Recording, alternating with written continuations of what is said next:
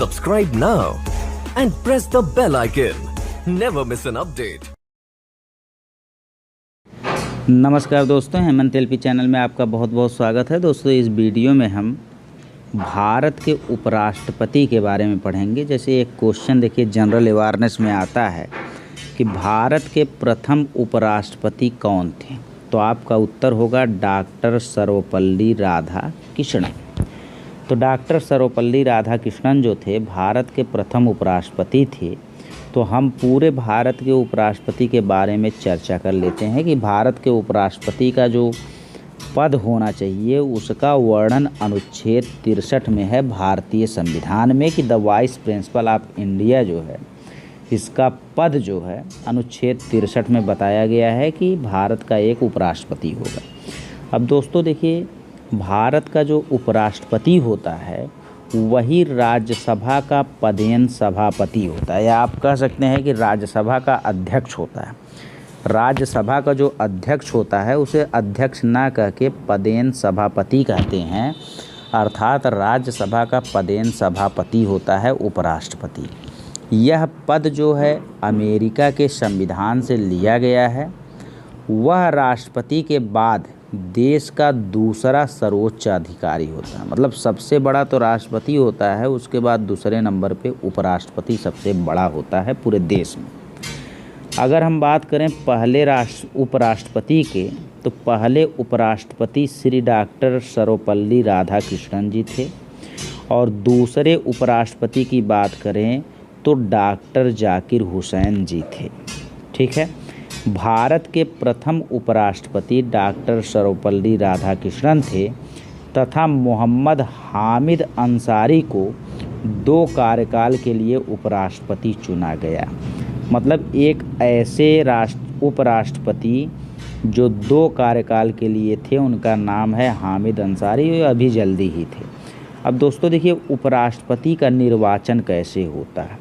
उपराष्ट्रपति का निर्वाचन जो होता है उसका वर्णन अनुच्छेद 66A में है या 66(1) में है, और इनका निर्वाचन भी राष्ट्रपति की तरह आनुपातिक पद्धति और एकल संक्रमणी मत पद्धति के द्वारा होता है। लेकिन अब ये उपराष्ट्रपति हैं, राष्ट्रपति तो बन गया, सबको मनोनीत भी कर दिया, तो इनके चुनाव में संसद के दोनों सदनों के सभी सदस्य शामिल होते हैं, अर्थात राज्यसभा व लोकसभा के निर्वाचित व मनोनीत दोनों सदस्य, किंतु राज्यों के विधानसभा के सदस्य इसमें भाग नहीं लेते हैं। इसमें केवल सांसद ही भाग लेते हैं। और कार्यवाहक उपराष्ट्रपति का संविधान में कोई भी उल्लेख नहीं है। इसके बाद अगर देखा जाए तो उपराष्ट्रपति का कार्यकाल 5 वर्ष होता है, इसका वेतन 4 लाख होता है, और इसकी योग्यतम आयु जो है 35 वर्ष होती है।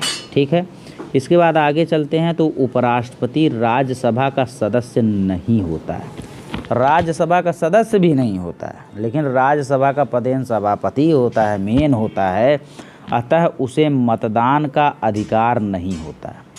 जो उपराष्ट्रपति होता है वो कोई भी कानून निर्माण करना है, कोई भी विधेयक बनाना है, तो उसमें वह मतदान नहीं करता है।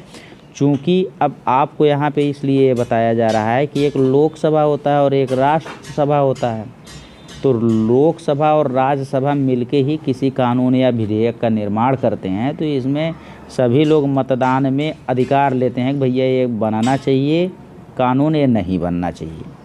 लेकिन अब राज्यसभा का पदेन सभापति जो उपराष्ट्रपति होता है वह किसी भी कानून के निर्माण में या विधेयक के निर्माण में मत नहीं करता है। लेकिन मतों में समानता की स्थिति अगर उत्पन्न हो गई, दोनों तरफ के मत समान हो गए कि कानून बनना चाहिए, कानून नहीं बनना चाहिए, दोनों समान मत पड़े, तो राज्यसभा के सभापति के रूप में, उपराष्ट्रपति के रूप में नहीं, राज्यसभा के सभापति के रूप में उसे अपना निर्णायक मत देने का अधिकार होता है।